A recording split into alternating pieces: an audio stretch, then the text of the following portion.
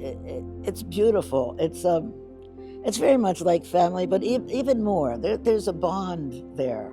There's something special, and I think the specialness, of course, is Christ is the center. My name is Sister Mary Judith Turazzi, and I have been a member of the Daughters of Our Lady of Mercy for 59 years.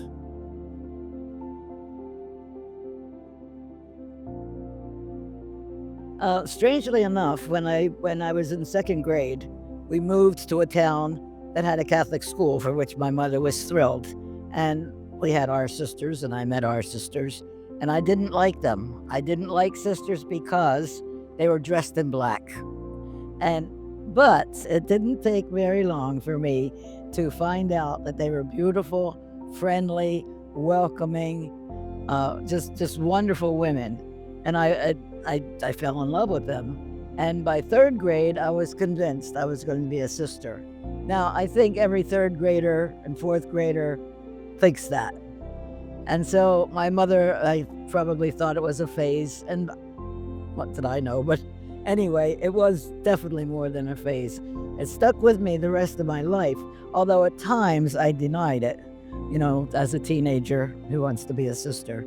But, I thought, that's not really for me, and on and on. But that's really when it started, third grade. And I think the reason was what I just said about the sisters being so friendly and so welcoming and so helpful. And so there were a large group of us back at that time that we were there constantly. We helped them do everything and loved doing it. And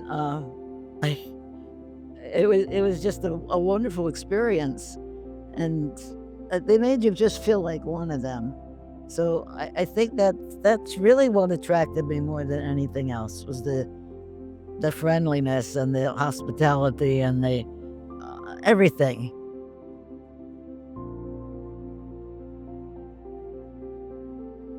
My home parish was in New Jersey, St. Mary Magdalene, and it was a very I don't want to say laid back, but it was a very peaceful atmosphere. We had a school, an elementary school, not high school, elementary school, beautiful church. We had a pastor who was out of this world because he was ahead of his time, I think, in working with youth. We did have a youth group, but it didn't consist of much. But he was there in a very quiet way. He built basketball courts for us. He built areas for us to play softball on the property. And during the summer, once in a while, I think it was really because he got tired of all the noise we were making, he'd call us all over, give us money to go down to the nearby store to get ice cream. He was a wonderful man. He's what the Italians would call a bonaccione. He was terrific. He was down to earth. He was wonderful. In fact, when I entered, I didn't mean to say this, but I was getting ready to enter, one of my best friends and I were both entering, and we had to go for an interview with him. And she went to a Catholic high school. I did not. And one of his questions was, why are you entering? Well, she gave all this big theological reason why she was entering, and I'm sitting there thinking, oh my goodness, he's never going to write a letter for me. So it came my turn, and all I could think of was, Father, I don't know. I just know that that's what God wants me to do. So then when we were leaving, and he talked to us, and when we were leaving, I was kind of quiet. I was never quiet. I was kind of quiet, and I thought, it's going to come. Well, he tapped me on the shoulder, and I thought, well, here it is. He's going to say no. He said to me, you're going to make it. And when I entered, there were 11 of us, and I was the only one that stayed. So I told him years later, I wrote and told him, I said, you probably don't remember saying this, but that was it. So it was a great parish to be part of. It really was.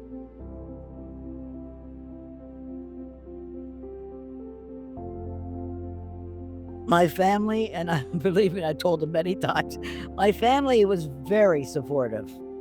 My mother was what we grew up calling an Irish Catholic. So, and my father was Italian, but they were very supportive. In fact, I did not find out until after I entered that my mother was so happy when we moved when I was in second grade because we had a Catholic school, and I would get to know nuns. And she told me later that she always prayed that one of her daughters would become a sister. And in fact, before I entered, the summer before I entered, it seemed like she did everything to discourage me. And I couldn't understand it because for years she was all for it. And after I entered, I said, "Mom, why did you do that?" And she said, "Because I was afraid you were entering because of me, because you thought I wanted you to do this." I never knew that she prayed for that. So, I was very fortunate in that.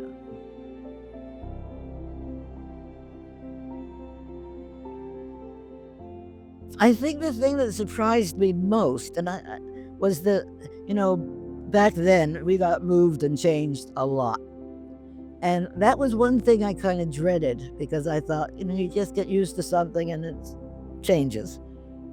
But I was surprised that didn't, I mean, I did get changed a lot, but I was, easily adjusted. So I was a little surprised. I didn't know they still prayed in Latin at that time. That was a bit of a surprise, but it was my novitiate was a wonderful experience.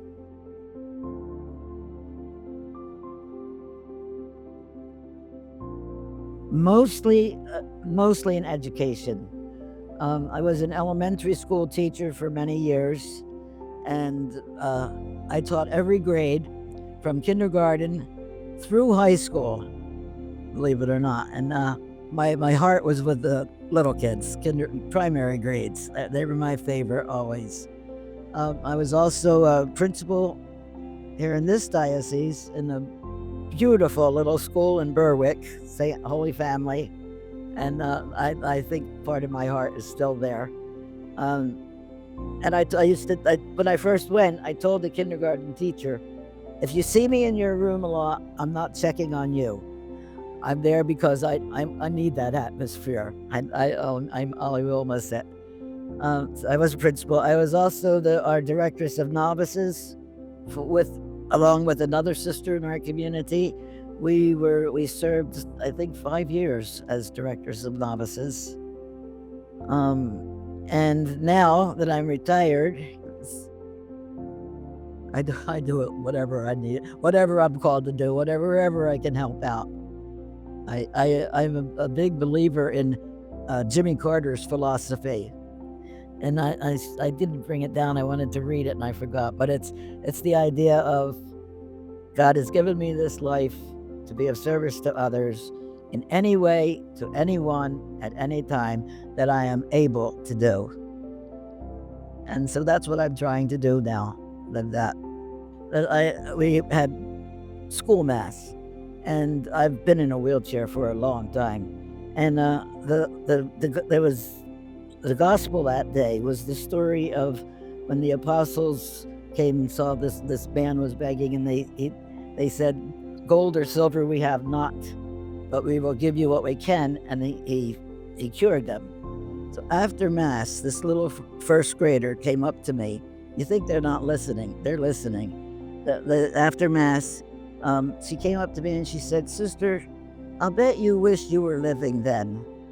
I said, "Why would you think I would want to be living then?" She said, "Because then you could have been cured." Oh my gosh, it was all I could do not to have tears fall down. That was a precious memory. And then there was a comical one at a little boy in first grade in New Jersey, and we had a really nice relationship. He was a great kid, but it was spring, and kids were bringing in flowers, and he said to me, "Sister, I don't have any flowers in my yard, but I can bring you some nuts." Nuts. And sure enough, the next day he brought in a little bowl of nuts. But many, many, many happy memories. Very happy memories.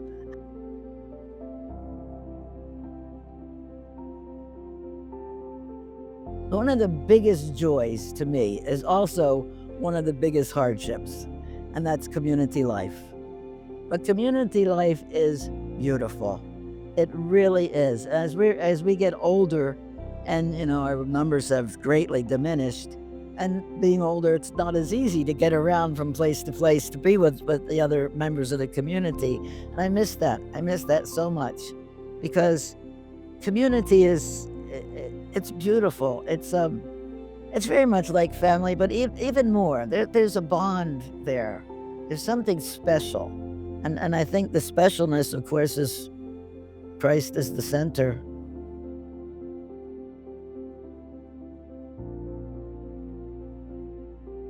In today's world, I think it's very difficult for young people because there's just so much going on, so much going on to distract them.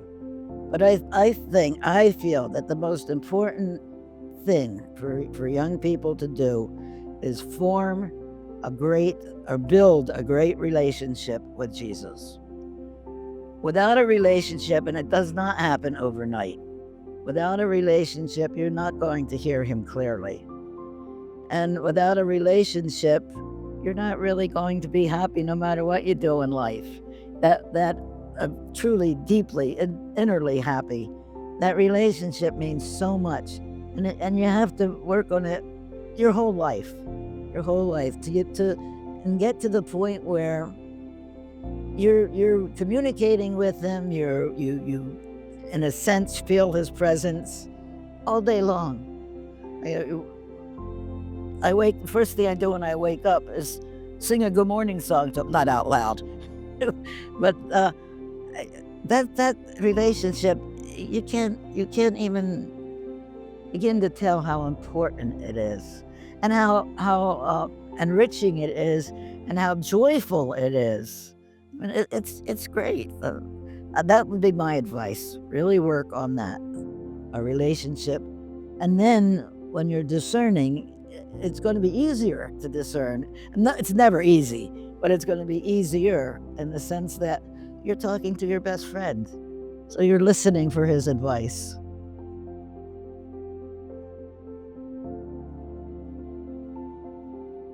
Oh, yeah. I love to read. I love to knit, crochet. I love sports.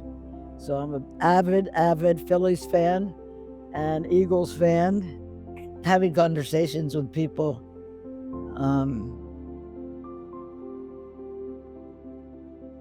I like, and here and there, now I'm at the convalescent hospital. I like to come down and talk.